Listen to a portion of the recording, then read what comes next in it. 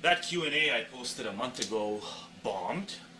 As a matter of fact, it bombed probably worse than anything I've ever done before.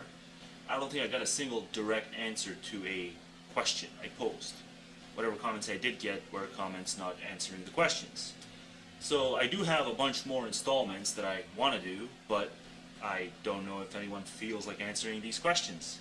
I think these are pretty fun questions to answer and fairly innovative if you want to actually get into the nitty-gritty of a lot of issues, as opposed to just the sort of billboard answers that you get. So I'll be going through with that, but I guess I won't make any more videos about it. I'll just post them on the blog and leave them there. So if you want to answer more of those installments, check the blog. Another installment should be up in a matter of days/weeks, depending on how lazy I get and how much I procrastinate putting the finishing touches on that next installment, which is all set to go. Has to do with methodologies for figuring out what's fake news and what's real news, and whether a rock-solid methodology even exists. Many of the answers that I'm going to select are going to be cynical as to whether a rock-solid methodology for figuring that stuff out can exist for the average viewer. This is not a science determining what's fake and what's real. There's no real science to it. Most you can get is fine-tuning your heuristics and stuff like that. But nothing that the people who panic over fake news would lead you to believe, as if you're a fool for having been taken in by a fake news article. You're not a fool for it, and it's not an epidemic either. This has existed.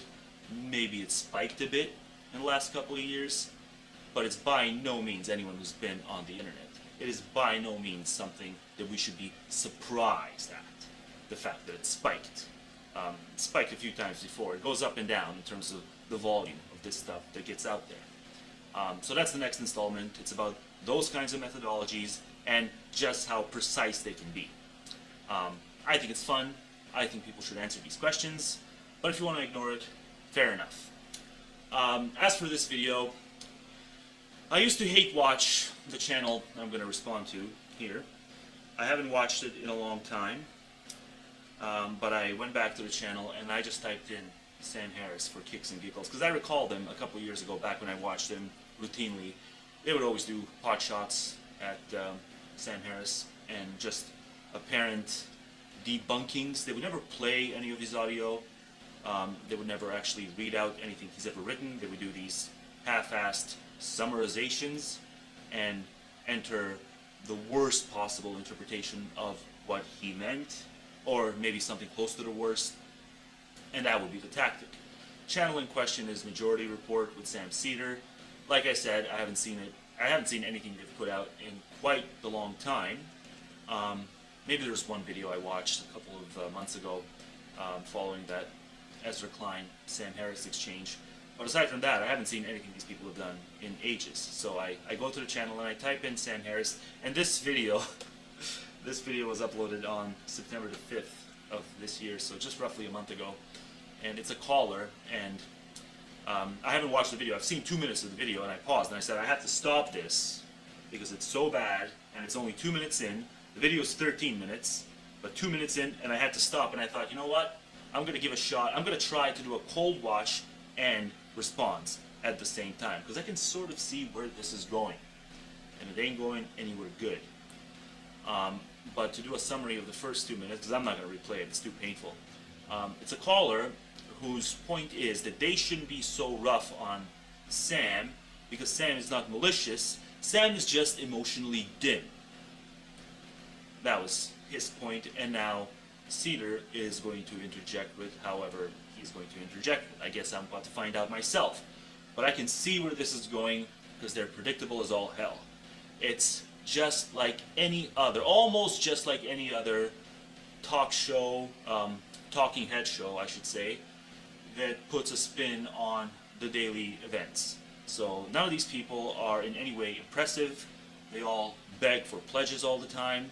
You got the Sam Seders, you got the Kyle Kalinskis, you got the David Pacmans, and you've just got the bottom feeders too. That channel, The Progressive Voice. If anyone has, you don't even have to watch the channel. All you have to do to see what complete bottom feeders some of these people are is just go to the videos. Every single video leeches off of names and drama. Big time, recognizable names. That's all he does in every single video. But he is one of the, I guess, faces of YouTube progressivism.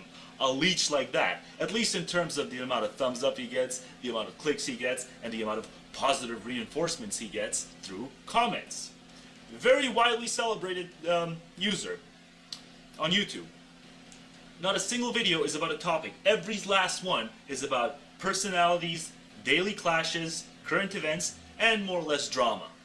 And that's enough to get you top-notch recognizability and notoriety. It just shows the dismal state of progressive politics on YouTube, and just how easily impressed a lot of these, what I'm guessing, has to be, younger demos are. And that's why channels, even like Majority Report, somewhat more sophisticated. They fancy themselves policy wonks, but they don't do drama that much, so I don't mean to equate them with some of the other, like Jimmy Dore level toilet commentaries. But it's not really that advanced, as you're about to find out, because they're going to go into some of the controversial, quote-unquote, writings of Mr. Sam Harris, who is, of course, not without his faults. It's one of the other distortions that they always love to come up with. They pretend everyone who is a Harris supporter is also a Harris dick sucker. It's just monkey see, monkey do. You know how someone doesn't have original thoughts is because you see the types of insults they parrot, right? So why is it that we don't hear them talk about Chomsky fanboys, but it's always the Sam Harris fanboys? I think both men have their ardent supporters, and yet outlets like this, you're never going to hear a term like Chomsky fanboy. Oh, right, because it doesn't matter how you think, it matters what you think, and what Chomsky thinks and what Chomsky supporters think is more aligned with what they think, so therefore the gloves are off when it comes to dealing with the supporters. We can infer the worst possible things about the one guy's supporters and the most charitable things about the other guy's supporters. Fairly polemical channel that disguises itself as not being anywhere near as polemical as it is. But I'm on to them, and I'm going to do a cold watch and hopefully an adequate enough response. Let's find out. Now let me ask you this. And yes, I do have him sped up at 1.25 because I don't want this thing to be any longer than it is. There was, I have a hypothetical for you, since he loves a lot of thought experiments, is my understanding. Yes, it's so naive to love thought experiments, right? Notice the subtle little jibe there. It's bad to love thought experiments. You get sort of walled off from the world. We're the policy wonks. He's the whatever theoretical useless time waster. And of course the context of why a lot of people do get lost in thought experiments is because there are plenty of people, whether it's in intelligentsia or whether it's just salt of the earth types, there are a lot of people who believe certain act types are morally impermissible across all contexts, across the board. In a world where as many people like that exist, it's perfectly understandable to come up with these idealized cases and say, well, what about then? What's wrong with that? What's wrong with making a hobby out of that? Why the snide remark? Let's find out. Let's say we're at a time where we are debating whether torture is the right policy for, let's just call it country, L'America, okay? So if this is supposed to be a setup for something that is supposed to make Harris culpable, right there, faulty setup. At no point did Harris argue, whether in any of the books or any of the explanations of what he argued in his books, at no point did he say that torture should be legally permissible, that it should be a sort of standard operating procedure policy. At no point. You're not going to find that quote. They're not going to quote it because the quote doesn't exist. Not even something that can be inferred as torture should be the legal norm. Never. But that's a setup. So, strike one. And they are debating in the political sphere as to whether torture should be policy for this country, L'America. Okay? Which is not a debate that Harris was involved in. He was, at most you can say, it was somewhat adjacent to the debate he had, to the legality debate. But even then, that would be a stretch, as I will explain. But I'll let him go ahead. Now, Okay. how ignorant would you have to be to write a defense of torture, but not think that your defense of torture was, in fact, having anything to do with this political moment? Like, maybe that it's like a, would you have to be so dense that you just think it's a coincidence? Okay, I'm not sure I understand that. It's a hypothetical. I'm just asking you, how, it's a thought experiment. How dim would you have to be? Like, would you have to be so dim? You have to be pretty damn dim. Yeah. And Would you? No, but people discuss taboo topics all the time that, if enough of the easily impressed individuals heard, might actually take something completely different out of it. Peter Singer advocated under certain conditions that it is worse to have a late trimester abortion where the unborn can actually suffer as a result of being aborted once it's in those third trimester stages, if that's when the abortion happens. He said that's actually worse than killing the infant post-birth. Now, maybe someone hears something like that and concludes that I'm going to go ahead and kill a bunch of babies because Peter Singer says it's okay to kill babies. Well, is Peter Singer responsible for that? Well, I think that's a pretty damn simple question to answer. It's a big fat no. There's a lot of taboo. I mean, even they discuss taboo stuff once they're on a tangent that can easily be misinterpreted and assumed. Because, of course, I mean, we have tens of thousands of listeners. They have tens of thousands of listeners. The people they rail against often have hundreds of thousands of listeners. So it's easy to assume that at least some small percent of them will take something that they're not supposed to take away from a taboo topic that is broached. It doesn't mean people should be disincentivized from discussing the most unconventionally taboo topics. Never. We can't have that. We can't have, do I really want to say this? Do I really want to go there on the odd chance that someone's going to take something from it that they're not supposed to take? Bad precedent. Wait. Would you even be smart enough to be able to even like email if you were that dim? Because that's what Sam Harris did. And then... What did he do? What was the last point? Email? No. Sam Harris published on Huffington Post a literal apology for torture during the debate on torture in this country. And then... It was not a literal apology for torture, right? So see, just generalized torture, not torture in specific idealized particular circumstances. Never paraphrases, never does justice to the actual issue in terms of his setup. On a wide variety of topics, this being the one I just happen to have come across now. Let him continue. Even though he was completely ignorant to the fact that it was going to be controversial, that it was going to be perceived as an apology for torture, which was actually literally the title. Okay, so who took something away from Harris?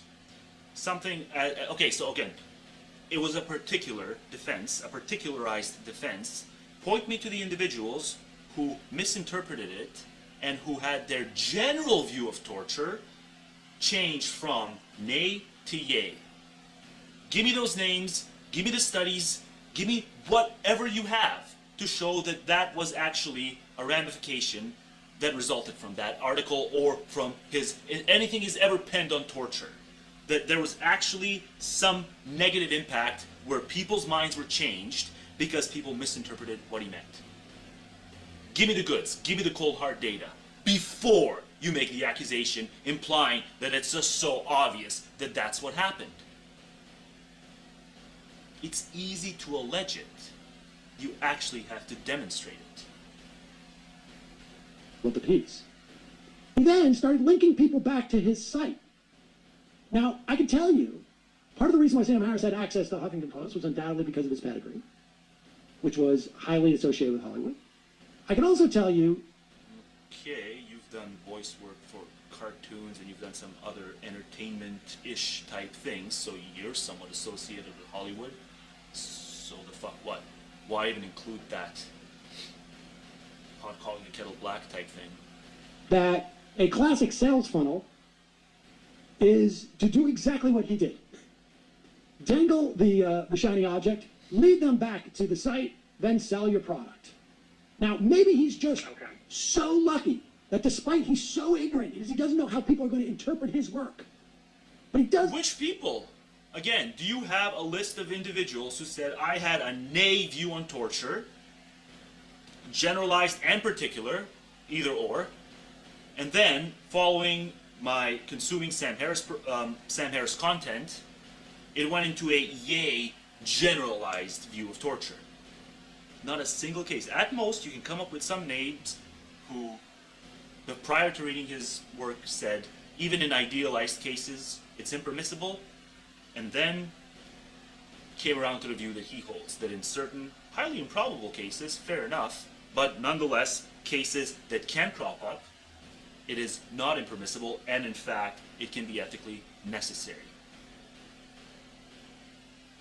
You're not going to come up with the goods, because you're setting things up dishonestly.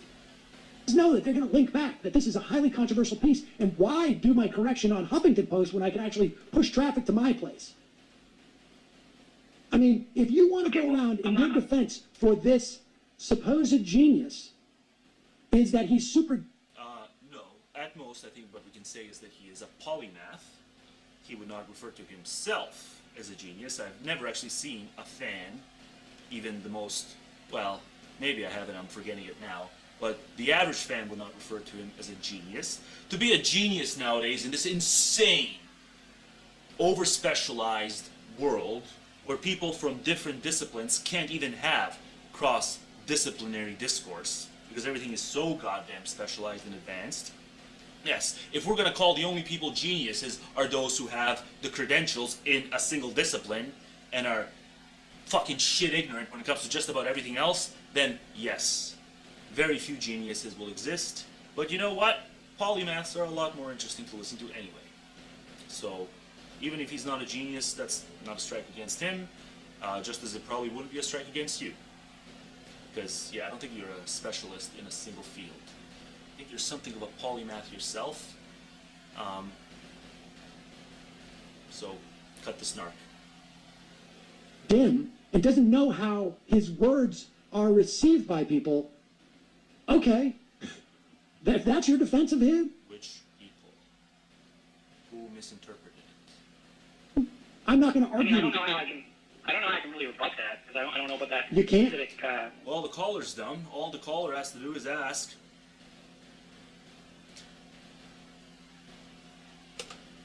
Defense of him. I'm not going to argue. I don't know how I can really rebut that, because I don't know about that You can't? specific... You can't. However... The caller doesn't know how to ask a simple question. Give me the names of the individuals who were dissuaded against their original view of torture, which wrongly, I'm going to say, held that torture is always impermissible, and to Harris's view that says torture is sometimes permissible, highly improbable, but nonetheless, sometimes it is. Give me the names. That's all you have to say, caller. Why aren't you saying that? I will say, there are certain circumstances where torture might actually, I mean, I'm not saying we should be writing it into policy. There are certain things that should be always dark, no matter what. But there are certain circumstances where it's going to be justified. If you have a guy who knows of a nuclear bomb, and the only way to get that information is to torture him. I mean, right. Okay. How do you know he knows where the nuclear bomb is? Well, let's just say you have information that confirms that he does. How? And the only way to How? get it is to torture him. How? It's millions. How? Let's just say that he did. No, but why not just say that the person who would torture him also has the ability to read minds? So why doesn't he just read his mind? That is such a stupid obstacle to attempt to throw into the thought experiment. So his question is how? Simple. The individual can be a high-ranking member of ISIS, high-ranking member of Al-Qaeda, high-ranking member of Hezbollah, or any of these terrorist organizations, and intelligence has come in to show that they are plotting something, and they're plotting it for right around this time. Reliable intelligence. Now, if you want to say all intelligence is always unreliable, then we're going to have a different problem. But we can identify high-ranking members of these organizations that we know are up to no good. Doesn't even have to be high-ranking members. They can be the defectors. Many of these names, these people, these Westerners, are just one morning picked up and left to go fight overseas for these martyr-ish wars. If we actually got one of them back, and they did run with some of the high-ranking members, and they talked about all the stuff, all the information that they have gleaned, what's wrong with slapping them around a bit when there's an imminent threat? It's a cost-benefit analysis. We do all sorts of other cost-benefit analysis, and we don't make it this taboo because we know that the whole "it sets a bad precedent" thing is a canard. It's a canard when it comes to executive orders. Oh, executive orders are going to overturn proceduralism and checks and balances if we do it too much. No. Countries existed for centuries. Nothing. There was no snowball effect, right? Anytime a gun regulation gets passed, they talk about the snowball effect. Doesn't happen, right? Anytime the internet might get censored a bit more, they talk about the snowball effect. Doesn't happen, right? The Orwellian nightmare hasn't happened all these decades later, and it's not going to happen in this case either. Now, maybe if you have some insane standard for what constitutes an Orwellian nightmare, then maybe this is an Orwellian nightmare. But that's also a different argument, so I'm not going to go down that rabbit hole. In this particular case, slapping someone around every now and then, though, yes, keep it illegal, have the illegality of that if the interrogator understands and is willing to face the consequences, fair enough. And if he doesn't, well then, have it go to trial. Okay, come on, that's not realistic. Okay, that's not I got news for you, buddy. Your scenario is also not realistic. And you... What's unrealistic about the curveball to the scenario that I contributed? A high-ranking member of an organization that is known, that declares that it wants to cause immense amounts of harm to any non-Muslim. Or hell, even other Muslims who are of a different denomination. Or like a non-devout Muslim of the same denomination, but it's simply not devout. Or any other theocratically inspired terroristic group. If we actually get its members and we know that the group is planning an imminent threat, I am yet to hear why we shouldn't even slap them around as a first measure. Well, also, It could be. well, it certainly could be that someone has the ability to read someone's mind. No, come on. No, you You're come on. disingenuous. No, we can't even get a proper lie detector off the ground. A lie detector polygraph test off the ground. We ain't doing the mind reading thing anytime soon. No, you're being disingenuous too, because you are positing something that is fantastical. Now, in that apology for torture, he wrote of a hypothetical where two cops saved a kid who was kidnapped in a well or something to that effect and was going to die if the cops hadn't found it. But what he doesn't consider is, what do the cops do the next time? They torture the next person. It should always be The precedent. Oh, the precedent. Well, it wouldn't even be the fault of the individual who commits the torture. It would be an unfortunate fact that the identical circumstance has cropped up again. But if the circumstance is not identical, then, like, the further the circumstance, the case A gets away from case B, then the less justified the interrogator is for even slapping around the individual who is thought to have the necessary information. And then the closer, like that, you have that ideal case, that's a knockdown case. But then if this next case he's thinking of is nothing like the first one, no justification. If it's a mirror image of the first one, well then the justification itself is also a mirror image. And if those same cases keep cropping up over and over and over and over again, that's not the interrogator's fault. That's just the fact. That's the shitty world we live in, of which I do not approve, and you do. So it's actually something that I can press on you, if we want to take it to that ultimate philosophical argument. He's foolish in that he's trying to get it written into policy. It's ridiculous. Yes, of These are course. things that are very, very There is acceptable. nothing prohibiting... He is not. God damn it, I'm going to have to pull up this article. I guess I'm going to have to pull up this article, this Huffington Post article that they're infuriatingly misparaphrasing. anybody from torturing. There's nothing prohibiting anybody from torturing. They will have to suffer the consequence because as a society we have decided that this is abhorrent. But if you go out as a public intellectual and promote the idea of torture, what you are doing is In idealized cases. promoting the idea of torture. You are not. And that goes You back to ignorance. you are not the cop in that room. You do not know that there's a nuclear weapon out there. You don't know. You're not a military strategist or a general or anything to do with military geopolitical know-how. And yet you voiced your opinion on those things for the last, God, ever since you've been running this channel. You know nothing about these strategics. Yet you see yourself fit to contribute, even though you are a mere spectator. We are all mere spectators when it comes to a wide variety of things that we feel very strongly about, and we have no scruples voicing our commentaries in public. So the fuck what? If someone misinterprets us, that's on them. Unless we are being deliberately ambiguous or just inarticulate. So if someone's being inarticulate and not being a proper, clear enough communicator, then yeah, it probably is the case that they should keep their fucking mouths shut. But Harris is no such individual, and I'll argue that. No problem. Any of those things, all you're doing is defending torture. And like I say, if you want to call in and tell me that Sam Harris is so ignorant. I mean, you'd have to have like negative level IQ to misinterpret any of his articles or any of his passages in his books or any of his speeches on torture. You would have to have inverted IQ to think that that is what he's doing. And I don't think any such individuals exist, and if they do exist, they probably belong in a sanitarium, so we shouldn't be worried about their misinterpretations to begin with. No one's that fucking stupid. As a public intellectual, as to not understand that dynamic that you and I can easily agree upon, even though you're actually telling me that you're defending him, then I think we really have reached the end of this conversation, and we agree enough that we don't really need to spend any more time on it.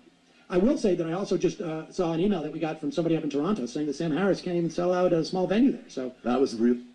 And you spend the better part of what? Everything from the second half of 2015 through sometime in the 2016, and as far as I know, even though I tuned out, a huge chunk of 2017 as well, begging by all accounts at the end of each video, people to pledge more to your channel, because your channel wasn't going to survive unless more people pledged. So you're one to talk when it comes to people not selling out. You can't even keep a YouTube channel running. You can't now because you've done so much begging that enough people finally started listening that you no longer have to do those recorded ads at the end of every fucking video. So yeah, don't punch above your weight when it comes to viewer support. Really delicious to read. And Hey. But I mean, what is your emotional stake in defending Sam Harris, anyway? Oh my god, it's the anarchist. They have an anarchist on the show. It really is insufferable. Like, why do you care so much about his reputation? yeah, he's a racist. You don't butcher. why- No, why- There's a certain kind of information that's going to be exposed by bad people, and if it's going to be exposed by bad people, it might as well be someone who. So here's what this guy's saying. Wait a second, Here's what this guy's saying. I'll explain what this guy's saying. What information? Okay, He's talking let's about see, race and IQ, and he's saying Race and IQ, for example. Oh, it's so surprising that Michael Brooks would randomly insert race and IQ into a conversation that had nothing, absolutely nothing to do with it. This man is pathologically obsessed with this topic, and I'll let it. You'll find out why in a second. yes, he's saying that the racist views are going to be validated, and what you need is a supposedly good actor like Sam Harris to expose them, and not people like Charles Murray, who incidentally is in fact a white supremacist. So he's Charles Murray is in fact a white supremacist. That's not him being self-parodying. He actually believes that. Say what you will about Murray's politics. Say what you will about the bell curve. Open book, open discussion, not a dead debate. But there's zero evidence when it comes to that particular charge. And this will be the undoing, right? The fact that they are not willing to let go of this accusation and apply it to so many individuals. That's it. They might, you know what, even if they had everything else down right, even if every other issue was down right, this is so damaging and they're so incorrigible when it comes to the falsity of it, that alone is enough to just break. It's a deal breaker. Perfectly reasonable people who might align with them on everything else can build a coalition with them because this alone is that damaging and they're not willing to let go of it. And again, it's not just that they make the accusation, it's that they make the accusation so casually without feeling the slightest bit of a need to actually point to what makes Murray a white supremacist. Right? It's such a charged accusation, and yet just make it cavalierly. Just throw it into a random sentence, and then move on to the next sentence, as if it's self-evident, and as if it takes malicious motives to doubt it. Well, I fucking doubt it. He's validating that this bigoted views are going to be quote-unquote confirmed by science, which they won't and aren't, and that the best person to do That's an open debate. it is Sam, because supposedly Sam is ethical. Wait, so we you're already know. saying that bigoted views are going to be confirmed by science? Is that what this is about? You're calling in to try and justify race and IQ? Absolutely not. Oh, They're trolling their caller. Why am I even watching this? This took a horrible turn the moment Brooks interjected with this, so I don't know if this is even worth uploading, but we'll see where it goes from here. so wait, so what are you saying? So what is the value of a public intellectual who is so ignorant that they don't know how their words are going to be received? Emotionally, yeah. He doesn't realize, he honestly... Well, I will say that I've always known that the public at large is unimpressive cognitively, but even I, with each new month, grow more and more surprised. And even if you had asked me a few years ago, can I possibly be more surprised at the level of stupidity? I would have said, no way, they've reached peak stupidity. We're at peak derp. No, I somehow managed to be surprised day in and, well, month in and month out. So, yes, that applies to Harris still having, I guess, some glimmer of hope, and yet that hope being crushed. What is the value of that person? Oh, I'm sorry, my kid just came home. I gotta go. Okay, Oh. that's All of a sudden, we can't Answer talk the about question. Neanderthal DNA. Answer the question. There's always a need for polymaths in the public sphere. With everything being as insanely specialized as it is, like very few people can have fruitful conversations on a wide variety of topics. We need more of them. And also the specialists are just kind of dry to listen to, so you need someone who is something of a character. And oddly enough, it takes the sort of personality of a polymath who's interested in a wide variety of things to be that sort of character. Cannot be the last. Oh my god. I mean, that is what it is. That's all. That, of course, that's what it is. He had to pivot. And that's exactly what's so it is. revealing. My kid is coming home. I can't talk about how I'm a white supremacist. That's what's so revealing about. Wow, so they just trolled him about being a white supremacist. Amazing. And these cowards will never actually answer, since they keep bringing this up, I might as well pose the challenge. They'll never specify their views on average IQ differences across the different ethnic groups. So the debate among geneticists, modern geneticists, is they present it as an either-or type thing. But the actual debate among the community that studies this, devotes their lives to this pretty much, is it closer to the 40% mark, or is it closer to the 80% mark? The heritability factor. I lean to the 40%. A lot of hereditarians lean to the 80%. I have not met a hereditarian who believes it's more than 80% heritable.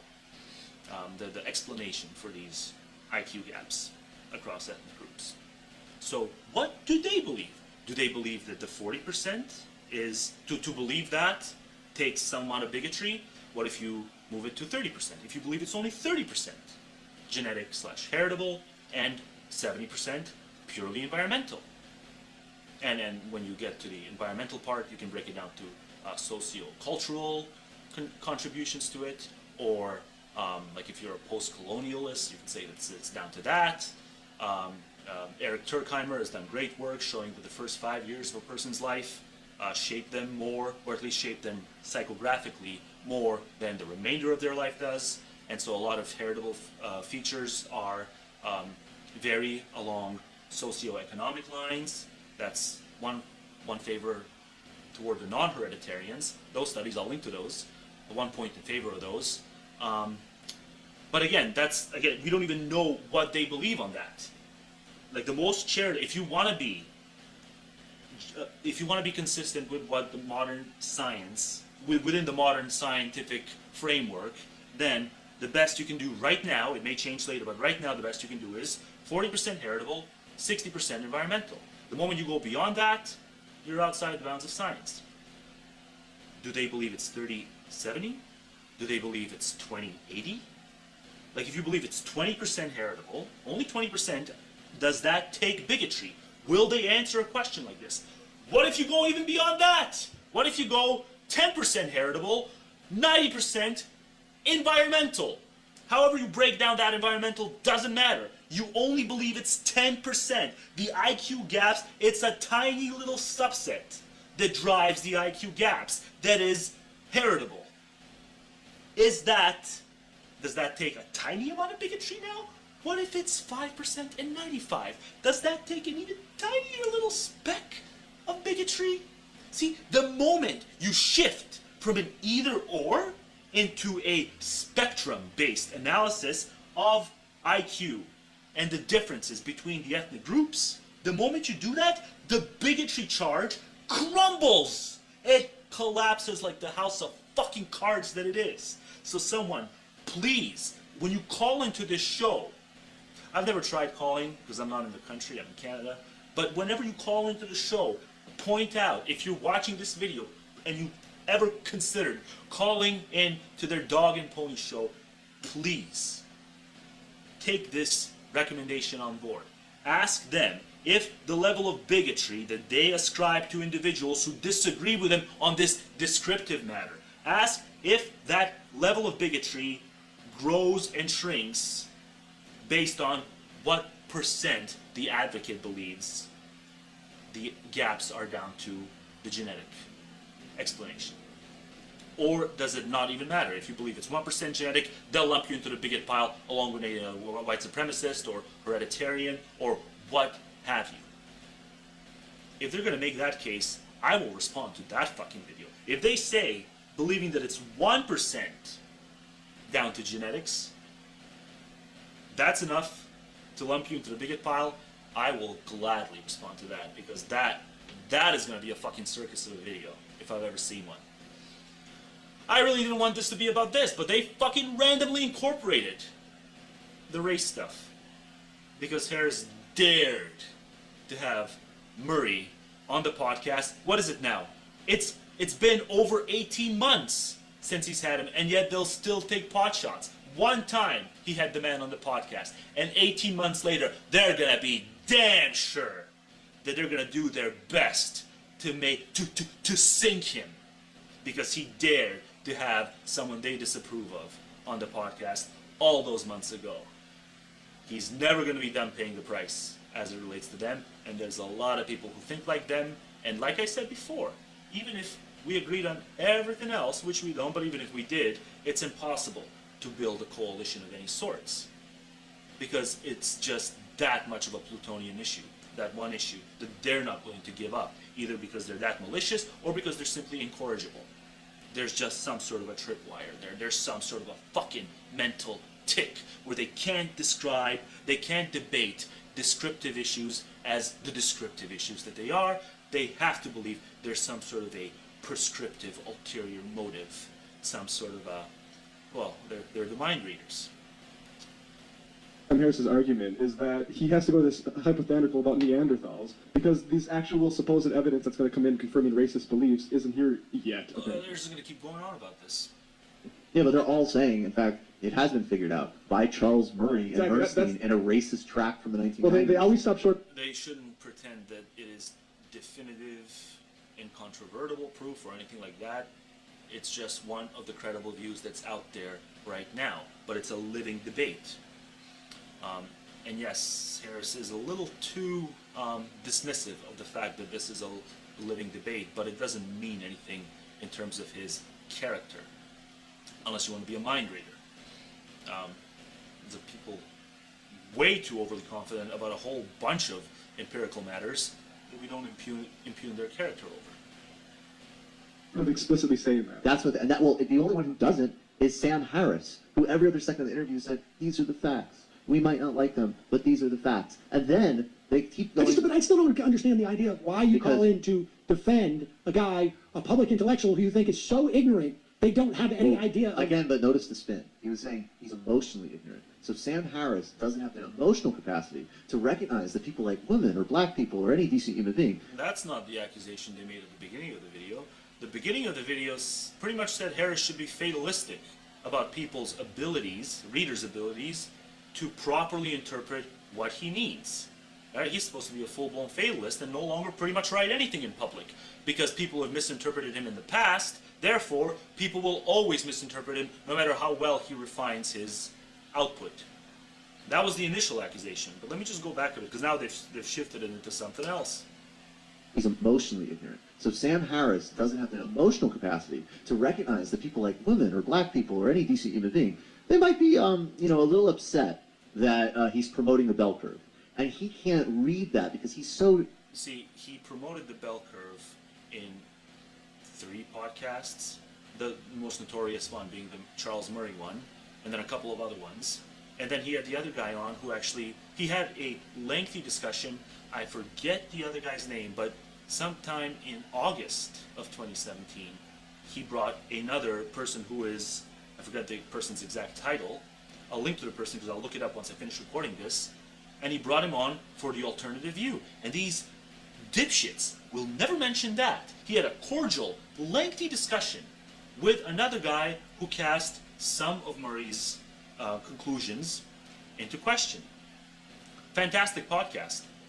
Now, that guy didn't in any way try to make Murray into a disreputable figure. It was just about the facts, and it was a great debate. These dipshits will never mention that. They'll keep saying things like he is promoting the bell curve, even though the podcasts were from 2017. It's not a hobby horse of his. It's a hobby horse of theirs to dwell on things, because this is a mirror image of Limbaugh. It really is. It's Limbaugh with progressive spin. But the mindset is the same. It's a fast thinking mindset. They're not slow, deliberative, reflective thinkers. They're out for blood, or they're simply this way because they've got some sort of knee-jerk fear constantly going on. I've plugged this before, I'll plug it again. All of their tactics become transparent as hell if you read a book like Thinking Fast and Slow by Daniel Kahneman. The most well-cited, this is just a great compilation of social psychology studies and all sorts of other subdisciplinary studies, surveys jam-packed into that book. Read that, read up on cognitive biases. All these tactics become transparent at first glance. This video, 693 thumbs up, 201 thumbs down. Apparently, not a lot of people have read a book like that, or a book that's anywhere in the neighborhood of being like that. He's such a genius, in fact, that he's like Spock, and he can't anticipate our emotions. But we have to just listen to his important intellectual insight and recognize that he doesn't get emotional issues. Well, maybe he thinks that there'll be a few fringe cases, fringe readers who'll have the hyper overreaction, but then some innocent part of him hopes that it's not going to be a tidal wave this time, because this time I've actually phrased it a lot more cautiously and a lot more just clearly. So the fact that it's almost a tidal wave with each new instance, that is surprising. Even though I was simply trying to fix the culture in many ways. I think so, although I think in Damore's case, he actually, and it's been pretty well reported, he actually is like on some type of spectrum, and I wish we had a better word, but like, that's actually more complicated. Sam Harris is just an egomaniac, right? Like, James Damore is an employee who probably is on the spectrum. It's a much more complicated how you deal with somebody like that. Well, yeah, I think everyone who insists on publishing a book has to be something of an egomaniac. You're writing a book too, buddy, so you're also, you think in this current landscape where everyone's making all sorts of noises all the time, there's a near infinite amount of things that have been published that can be read. You think you've got something so magnificently insightful that it constitutes a book of your own. You're going to add to the noise. Think that doesn't take ego? Yeah, the moment you're writing a book, you got something of an ego. Sam Harris is just a egomaniac who actually constantly courts controversy and then whines about it when people criticize him. To me, that's just a business. You guys discussed a number of very controversial topics on your highly politicized, polemical channel. But it's okay when you do it because you reach the conclusions that you reach, and he reaches different conclusions on, I don't know, 30, 40% of the topics, and then the other topics he agrees with you on, but the 30 to 40% are too sacrosanct, so treat him like the heretic he is. Embarrassing. Infantile. That's a clear, and then, but in fact he is so emotional and so irrational that it's like, instead of just saying like, hey, I promote torture, I promote the IQ stuff, He does not promote torture, and I will actually look up the damn article and read an excerpt from it, because this is just, they not only misparaphrased it, but they didn't get the title of the article right. The title of the article in the Huffington Post, which they mentioned at the start of the video, they didn't talk about the book, they talked about what he wrote for the Huffington Post. The freaking title of the article is Why I'd Rather Not Speak About Torture. So here's one excerpt. While I think that torture should remain illegal, it is not clear that having a torture provision in our laws would create as slippery a slope as many people imagine. We have a capital punishment provision, for instance, but this has not led to our killing prisoners at random because we can't control ourselves. This is more or less the point I made about how a few laws censoring this or that, while bad, and while I almost always disagree with things like internet censorship, the claim made by the hysterical types is that it's the stepping stone to the Orwellian dystopia. And we've seen increment after increment after increment, but tiny, right? Here's the Orwellian dystopia, and then there's these slow increments, but they're pretending that with each new increment, the next step is going to be a gigantic step, and we're going to end up in the dystopia. It's just not going to happen. And I'm just so goddamn sick of these we can't go there arguments. Whether you agree or disagree with a given policy is irrelevant. You can disagree with it, but not be such a fucking moral panicker about every goddamn thing that gets passed that you disagree with. Everything from executive orders to laws about surveillance. Mount a case against it, but don't tell me that you are clairvoyant and you can see it being the vortex opening to the worst case scenario. Ooh, fuck off. Oh God, I'm being polemical myself. Well, I'm being insulting. Well, does it really matter? I mean, when I'm nice, what does it change? It changes nothing. When I'm an asshole, it changes nothing either. So I might as well do what feels good. Let's see. We have a capital punishment provision, for instance, but this has not led to our killing prisoners at random because we can't control ourselves. While I am strongly opposed to capital punishment, I can readily concede that we are not suffering a total moral chaos in our society because we execute about 5 people every month. It is not immediately obvious that a rule about torture could be applied with equal restraint. It seemed... Oh wait, hang on. Well, that sort of damns him if he says that. It is not immediately obvious that a rule about torture... Oh, sorry, I misread that. He did not damn himself. What he wrote was, I missed the not. It is not immediately obvious that a rule about torture could not be applied with equal restraint. So he should have just written, it's immediately obvious that a rule about torture could be applied with equal restraint. It seems probable, however, that any legal use of torture would have unacceptable consequences. In light of this concern, the best strategy I have heard comes from Mark Bowden in his Atlantic Monthly article titled The Dark Art of Interrogation. Bowden recommends that we keep torture illegal and maintain a policy of not torturing anybody for any reason, but our interrogators should know that there are certain circumstances in which it will be ethical to break the law. Indeed, there are circumstances in which you would have to be a monster to not break the law. If an interrogator finds himself in such a circumstance and he breaks the law, there will not be much of a will to prosecute him, and interrogators will know this. If he breaks the law, Abu Ghraib style, he will go to jail for a very long time, and interrogators will know this too. At the moment, this seems like the most reasonable policy to me, given the realities of our world. So remember, in this article, he made a few other points about the analogy to collateral damage, something that causes far more harm than torture. Torture is more of an individuated act, collateral damage, collectivized act. Far more suffering, and yet we have parades for returning soldiers who partook in wars with immense amounts of collateral damage. It would seem that if anything should be more taboo, it is the taboo norm, the taboo norm, right?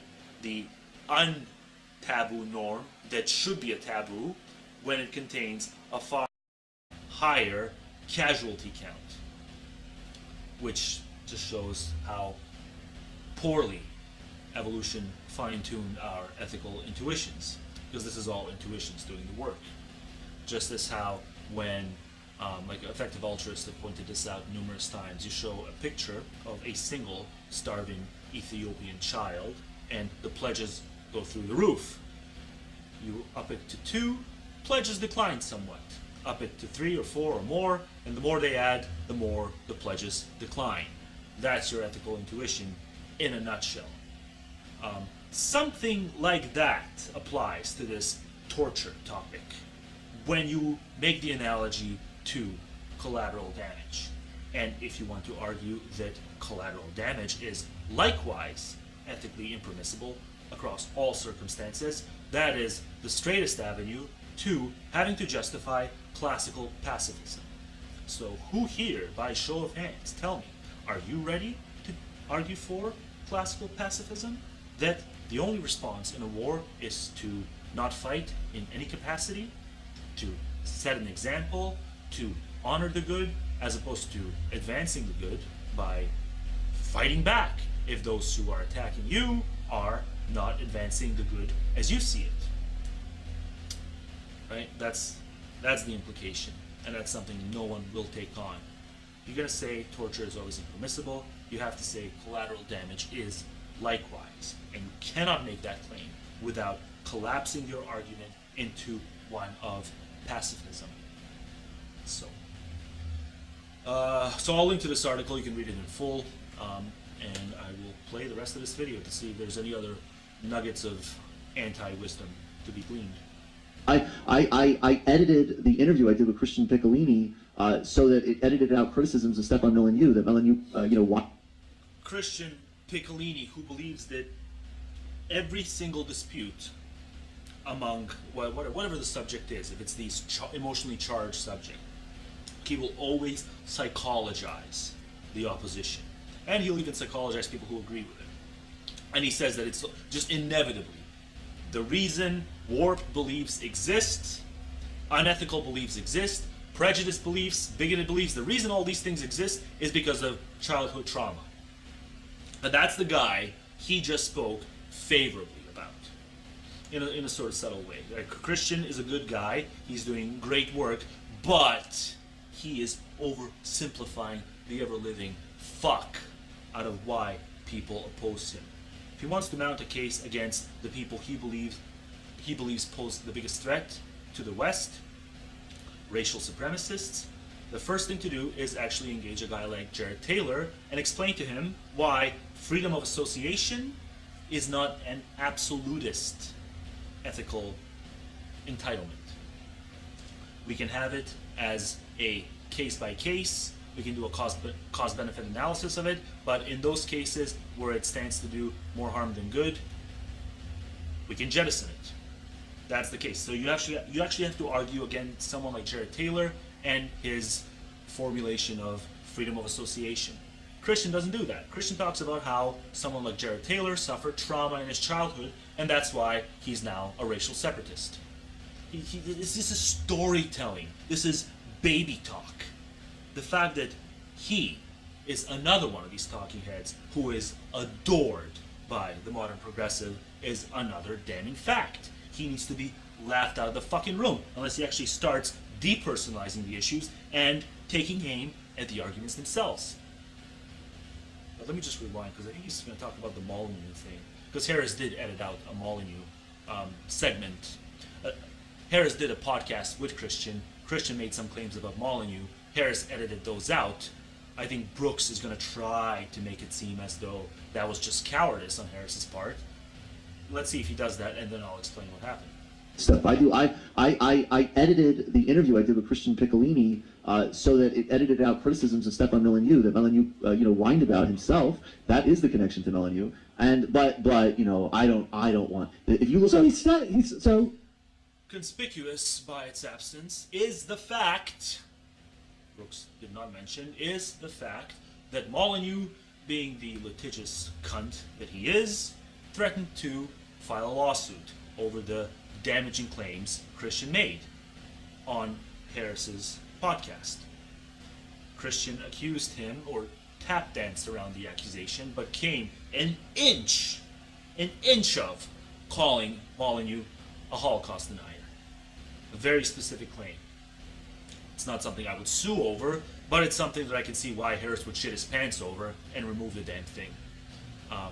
Had it not been for the threat of a lawsuit, I would almost give Brooks +1 on this. The lawsuit makes all the difference.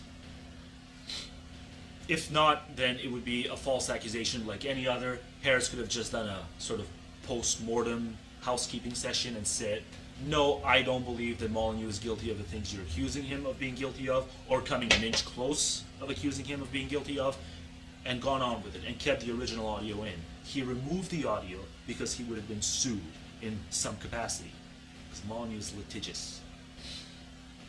How the fuck do you reference that and not include that all-important detail? Oh, that's right, because you're here to misinform. Whatever advances your, pathologically obsessive political wish list. He's sensitive to Stefan Molyneux, yes. but okay. Well, and by the way, the last thing I'll say, this is the guy who says that I'm not. He's not sensitive to Stefan Molyneux. He doesn't want to be sued. A Ta-Nehisi Coates fan, but the guy says a conversation with Ta-Nehisi Coates would be useless because he's an ideologue. But Stefan Molyneux is somebody that I don't know if I'll give a platform to, but I certainly have to edit an interview that is already To avoid a lawsuit. As for Coates, I will pledge $100 to the Michael Brooks show, because he does his own show. I will pledge $100 for every single video of John McWhorter and Glenn Lowry. John McWhorter and Glenn Lowry do these fantastic podcasts, hour-long podcasts or so, where they rip people like Ta-Nehisi Coates to smithereens. If Brooks does a play-by-play type analysis of those videos, responds to their arguments, and shows why Ta-Nehisi Coates is actually redeemed after all, for every single video of theirs that Brooks covers, I will donate $100 to the Michael Brooks show. That's my parting gift. So let's see if he does that. Because there's no way you can actually, because no one actually responds. Like the people who support Coates, actually, when they actually stumble across the Glenn show and listen to Glenn and John McWhorter discuss these themes, they come away and they end up being more or less convinced on more of the issues than they remain skeptical about. And they do something of a, maybe not a 180, but something approaching it on the racial grievance industry in America. Because there's no way to argue it. It is preposterous. It would be like if I had gone to Turkey and given the history of the Turks, the Ottoman Empire, enslaving many people, but one of the ethnicities having been Slavs, if I went there and I claimed all these reparation entitlements because my lineage had been subject to those kinds of wrongs in the past. This sort of idea that intergenerational justice should have something to do with, should be steered by notions of intergenerational holism. If I had gone and done that, I should have been laughed out of the room. already been released to please him. I mean, what more do you need to know? Wow, we need to go into that on TMBS. I didn't hear about that story. Well, This is what Christian Piccolini said. Yeah, it's what Christian said, and the reason you are not paraphrasing, I guess, is because you haven't actually listened to why he removed it, because Christian didn't mention anything about the lawsuit. Maybe he mentioned it in one of the tweets. The motherfucker tweets a whole bunch, so I don't follow every tweet, but there's no fucking way to tap dance around the elephant in the room. And that being, the damn thing was removed because of the threat of the lawsuit. So, yeah, see if anyone wants to pass this along to Brooks. I will actually do it. I will pledge $100 if he does a meticulous review where he actually plays the audio of Glenn and John ripping quotes apart and responds point by point, as opposed to engaging in one of his knee-jerk, sloppy paraphrasings. I'll fucking do it. This has gone on for a very long time, so I'm going to discontinue, and I've got a few non-response videos coming, a few ideas bumbling around, but very lazy. So maybe this is it for like another week or so. I don't know. We'll see what happens.